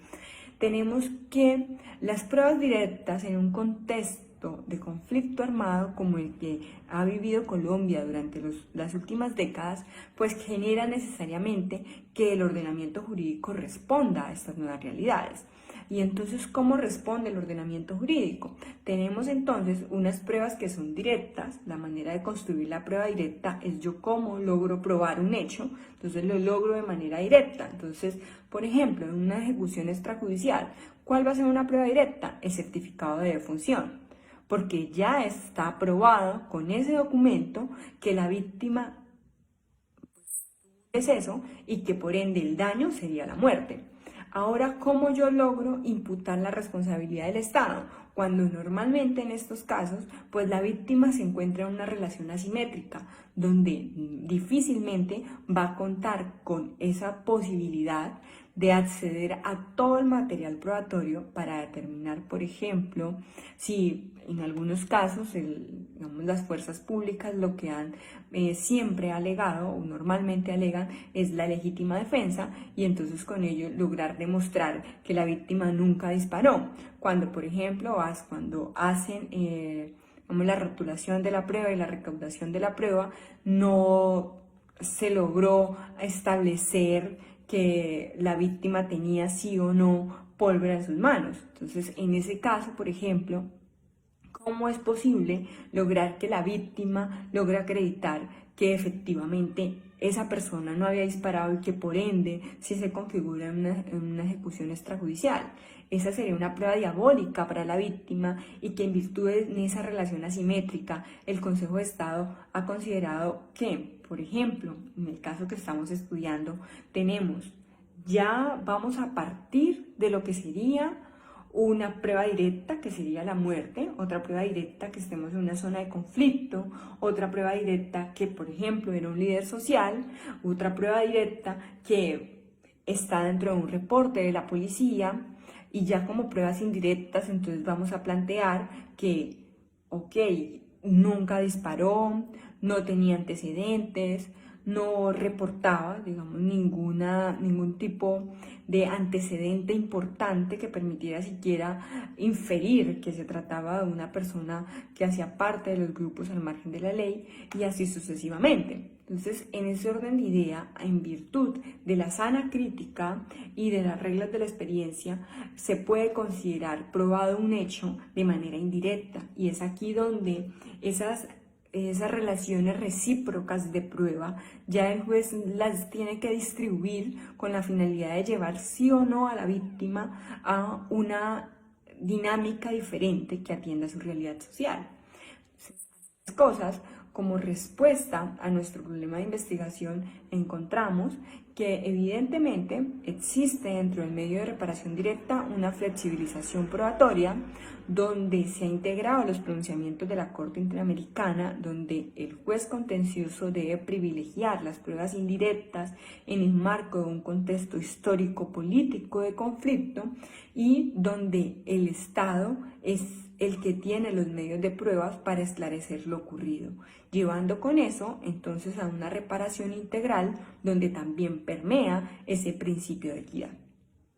Bien, así las cosas, espero haber despertado un poco el interés por lo que es los estándares probatorios en materia contenciosa, y los invito a que consulten nuestra obra y puedan tener a mucha más profundidad todos los elementos que aquí fueron planteados.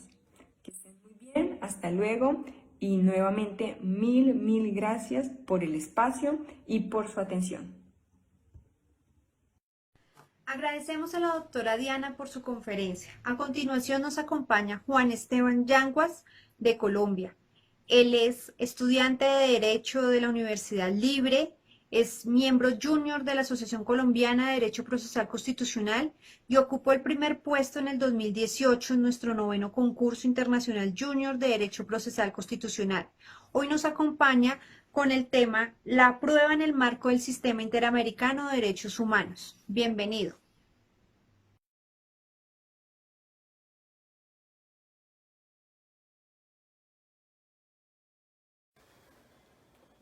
Hola a todos, mi nombre es Juan Esteban Yanguas, soy estudiante de la Universidad Libre, seccional Bogotá, actualmente estoy en 4º año. Hace 2 años, estando en 2º, tuve la oportunidad de participar en el 9º concurso internacional junior de Derecho Procesal Constitucional con mi semillero de investigación en ese entonces de la seccional de Cali, al que aprovecho para mandarle un gran saludo, en donde obtuvimos el primer lugar. A raíz de esto, la Asociación Colombiana me abrió las puertas, y por eso es que en primer lugar quiero motivar a todas las personas que nos están viendo a participar en el concurso si no lo han hecho, porque es una gran oportunidad para entrar en este mundo. Y segundo, quiero agradecer y sobre todo felicitar a la Asociación Colombiana de Derecho Procesal Constitucional, porque a pesar de las difíciles situaciones que está viviendo Colombia en estos momentos y que está viviendo el mundo, no deja perder estos espacios académicos que son tan importantes para la construcción del saber jurídico. Entrando un poco en materia, quiero hablar del derecho procesal constitucional y traer a colación al doctor Villalba, que establece que el derecho procesal constitucional está conformado, en primer término, por el derecho sustancial constitucional, en segundo término, por el derecho procesal constitucional, y tercero, por el Sistema Interamericano de Derechos Humanos. Sin embargo, y para efectos de la investigación, es importante entender que el Sistema Interamericano también tiene una parte procesal y una parte sustancial. He invertido gran parte de mi vida académica en el estudio del Sistema Interamericano de Derechos Humanos. Y en esas investigaciones me he dado cuenta de algo: los avances y los aportes del Sistema Interamericano al derecho internacional de los derechos humanos ha sido inmenso. Sin embargo, y en la parte procesal me he dado cuenta que el Sistema Interamericano tiene grandes debilidades o falencias, y en comparación con el derecho sustancial y con sus avances, pues se queda un poco corto. Ahora, el objetivo de la presente investigación es realizar un aporte al derecho probatorio interamericano. Para llegar a eso necesariamente tenemos que hablar de dos cosas. Primero, del Sistema Universal de Protección de Derechos Humanos y segundo, de los sistemas regionales de protección de derechos humanos, dentro de los cuales encontramos el Sistema Interamericano de Protección de Derechos Humanos, el Sistema Africano de Protección de Derechos Humanos y el Sistema Europeo.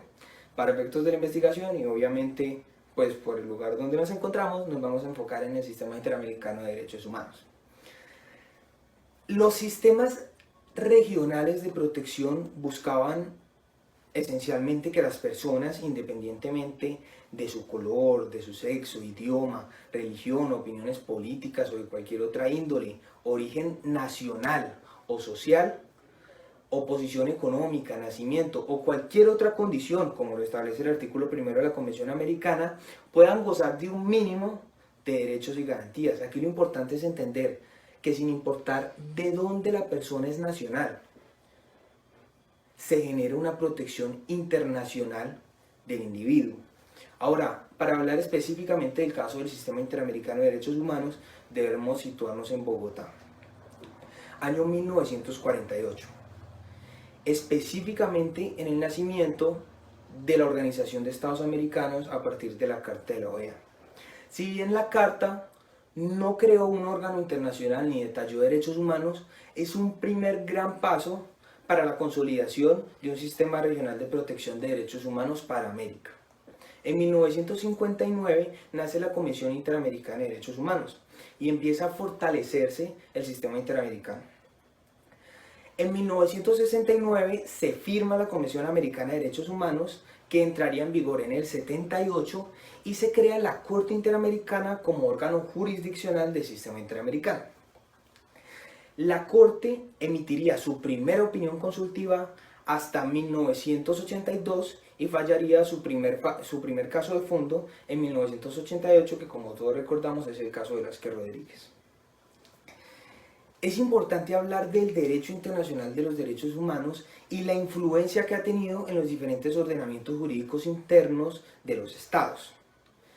Cada vez va quedando más atrás la anacrónica concepción de la primacía de la soberanía como fundamento de violaciones de derechos humanos. Ya los estados no pueden decir que como somos soberanos, entonces tenemos la soberanía de violar derechos. Ya hay sistemas de protección de derechos humanos que están por encima de los estados, y por eso es necesario hacer claridad en el objeto de estudio. Los estados parte de la Convención Americana de Derechos Humanos, y los estados que han reconocido la competencia contenciosa es en los que nos vamos a enfocar, la competencia contenciosa de la Corte Interamericana. Hacer esta distinción para muchas personas, específicamente para el doctor Augusto Cansado Trinidad, es uno de los mayores problemas que tiene el sistema. Es muy complejo hablar que hay estados que han ratificado la convención y hay estados que no, cuando en realidad todos los estados deberían comprometerse con la protección de los derechos humanos de igual manera.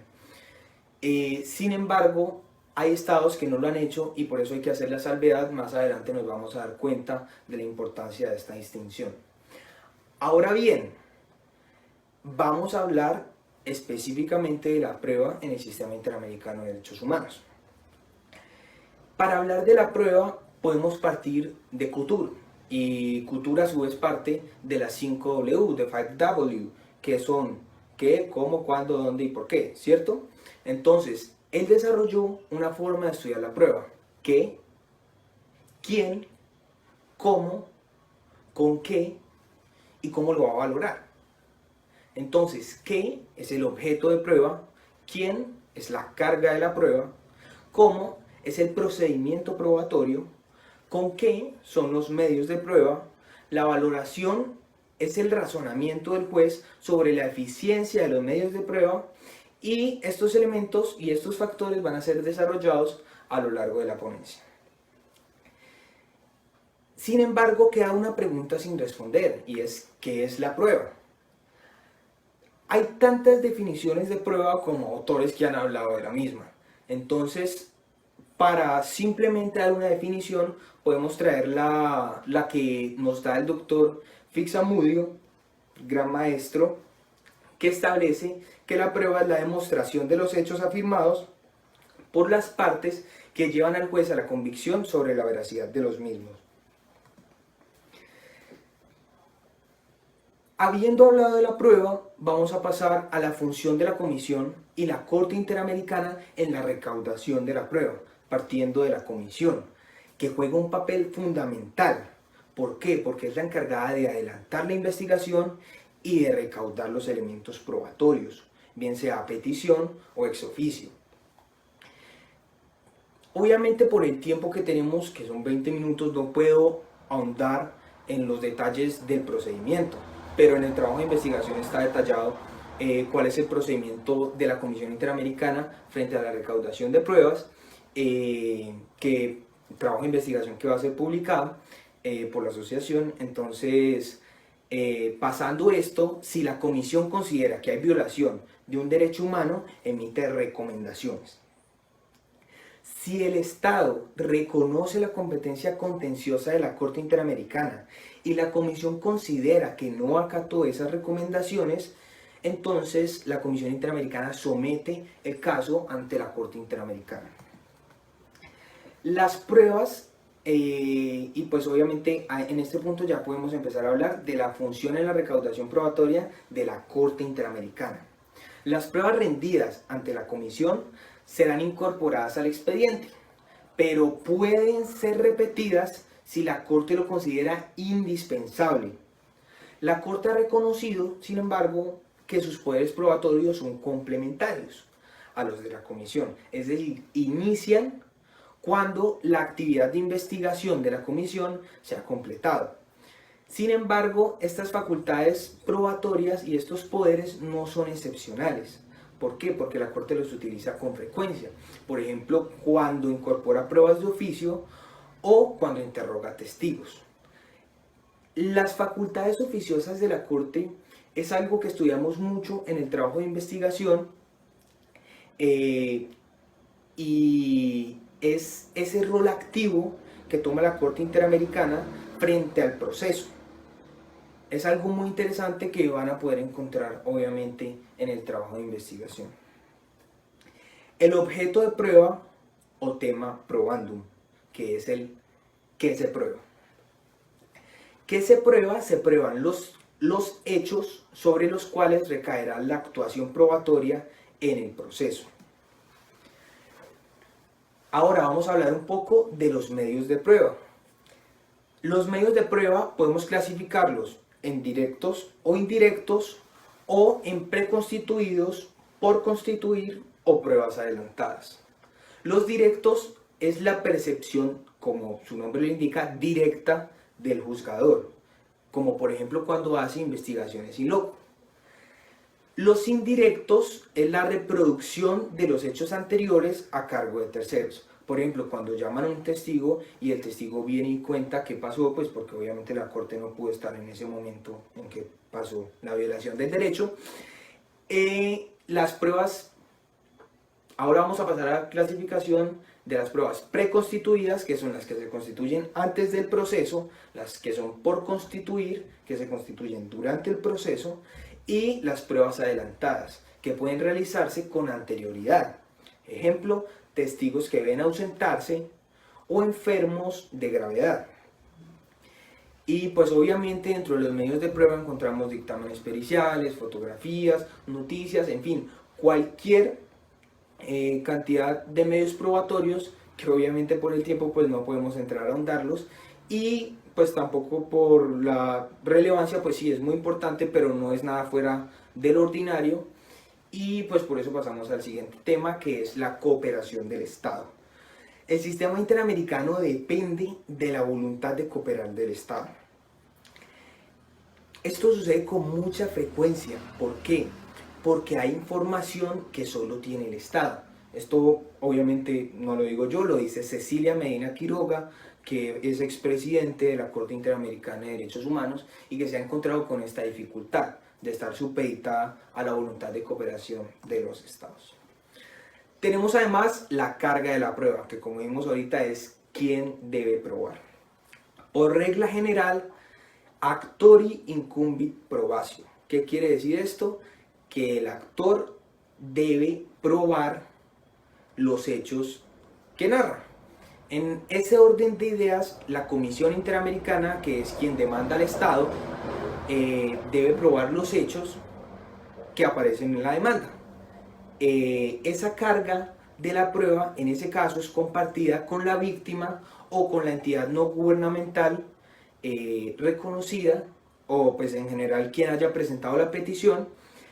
Pero lo que resulta muy importante en este punto es que la carga de la prueba puede ser dinámica. ¿A qué nos referimos con esto? Que con frecuencia la carga de la prueba es trasladada al Estado cuando éste se encuentra en una condición más favorable para probar. Y pues el Estado normalmente se encuentra en una condición más favorable para probar porque pues él tiene todos los documentos, tiene toda la información. Como dijimos ahorita, por eso es tan importante la cooperación del Estado, que parte de principios tan fundamentales del derecho internacional como pacta sunt servanda y la obligación que se deriva de la Convención Americana, pues obviamente de respetar los derechos humanos y de cumplir la Convención de buena fe. Ahora vamos a hablar sobre la admisibilidad de la prueba. ¿Qué es la admisibilidad de la prueba? Es el juicio que realiza el juez para efectos de incorporar la prueba al proceso. Nos encontramos con dos escenarios. Primero, el ofrecimiento y la presentación de la prueba, que nos referimos a la oportunidad y al término procesal en que se deben aportar las pruebas, que están listados en el trabajo de investigación, pero pues son muchos momentos procesales que por tiempo pues es imposible narrar. Y segundo, la admisibilidad de la prueba obtenida por la comisión, que como dijimos anteriormente, se incorpora directamente al expediente y si la Corte considera indispensable repetirla, pues la debe repetir. Finalmente tenemos lo que es la valoración de la prueba. En la valoración de la prueba tenemos dos factores. Primero, los principios y segundo, la valoración probatoria. Los principios que rigen la valoración probatoria son libertad probatoria, flexibilidad probatoria, que para mí es uno de los principios más importantes, si no es del sistema interamericano, sí de nuestro trabajo de investigación, porque por el principio de flexibilidad se sacrifican muchas instituciones procesales en el orden de ideas que la Corte Interamericana vela por la justicia y por la verdad histórica, de la que vamos a hablar más adelante. Otro de los principios es el de igualdad probatoria. Tenemos el principio del contradictorio, pues que es un principio fundamental en el entendido de las garantías judiciales, y tenemos el principio de verdad histórica, entre muchos otros principios que rigen la actividad probatoria. ¿Qué quiere decir el principio de verdad histórica? Que las sociedades tienen derecho a construir sus bases sobre principios de verdad, que si bien el Estado ha contado una historia, la sociedad tiene el derecho de conocer cuál fue la verdad, y por eso nos salimos un poco de la víctima y nos centramos más en la sociedad, y sobre esa verdad cimentar la identidad de la sociedad. Es un principio supremamente interesante que obviamente los insto para que lo investiguen más a fondo. Igual dentro del trabajo de investigación hacemos un recuento bien importante sobre el principio de verdad histórica. Y el otro factor que tenemos son los métodos de valoración de la prueba, que como dijimos ahorita, se divide en la presunción de veracidad y la sana crítica. La presunción de veracidad es que pues si los hechos no son controvertidos, pues se presumen ciertos o probados. Y la sana crítica son todas estas reglas de la lógica, la dialéctica, la equidad, la ciencia, la moral y la experiencia que llevan al juez al convencimiento. Entonces, hay dos casos en los que se utiliza de manera pura el método de la sana crítica.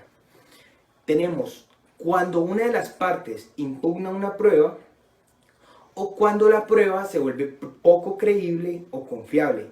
En estos casos, la Corte Interamericana debe analizar la conducencia, la pertinencia, la utilidad y la necesidad de la prueba. Ahora pasamos a las conclusiones.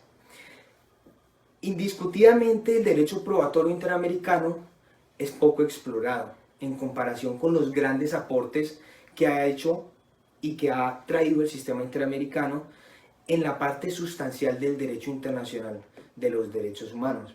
Es posible construir factores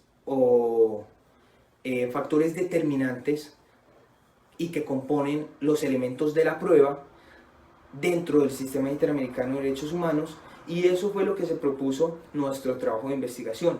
Y también podemos concluir que la actividad probatoria se encuentra completamente supeditada a la garantía de justicia. ¿Qué quiere decir? Que si tenemos que sacrificar las formalidades en aras de alcanzar la justicia, pues la Corte Interamericana no va a dudar en hacerlo. Por eso el proceso ante la Corte Interamericana suele ser tan flexible, y esa es una de las grandes críticas que se hace, porque el sacrificio de los elementos procesales puede generar inestabilidad jurídica, porque si la Corte hoy determina una cosa, mañana puede determinar otra con fundamento en la flexibilidad. Entonces esa es una de las reflexiones finales que les hago. Les agradezco mucho a todos, especialmente a Alejandro Esteban Rojas, que fue con quien escribí el trabajo de investigación, a la Asociación Colombiana y a todas las personas que nos están viendo en este momento desde nuestra página de Facebook Live. Sin más, les agradezco. Hasta luego. Agradecemos a Juan Esteban por su presentación y así damos por terminada esta primera sesión del día de hoy. Agradecemos a los conferencistas que nos acompañaron. Gracias por hacer parte de este congreso. A todos ustedes, gracias por acompañarnos. Los esperamos hoy a las 3 de la tarde para que continuemos en nuestro 11º Congreso Internacional de Derecho Procesal Constitucional, aquí por Facebook Live de la Asociación Colombiana de Derecho Procesal Constitucional. Muchas gracias. Los esperamos.